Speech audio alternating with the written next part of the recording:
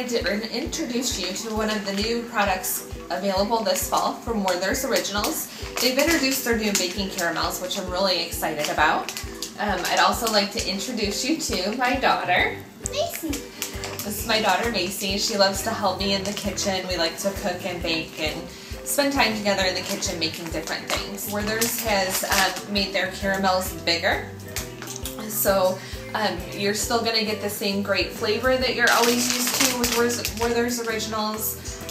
They're made with real butter, real cream, so it's just a real unique, rich caramel flavor that you're going to get. They've introduced an easier way to get them out of the package. So I'm going to let Macy show you how easy they are to open. All you have to do is just simply twist the ends and they pop right out. So I usually let her get started. I usually let her get started opening the caramels as I'm getting our other ingredients together for our recipes. We like to use Werther's Originals baking caramels in our standard recipes, from making caramel brownies. We also like to do caramel covered apples for the holiday season. We like to roll those in sprinkles and cookie crumbs and pecans and what am I forgetting?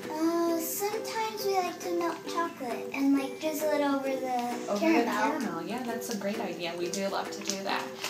In addition to that, I've really been experimenting with these because, well, they're just so tasty that I came up with a new recipe for apple, cinnamon, caramel, oatmeal cookies. So we've been having some fun lately working on that. Another great idea to use the Werther's Originals baking caramels in is to spice up a recipe for my pineapple upside down cake. So in the pineapple topping, I've drizzled a little bit of melted Werther's Original baking caramels.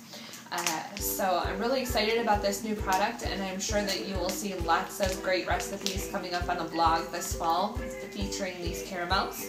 And thank you. Stay tuned on the blog. Bye. Bye.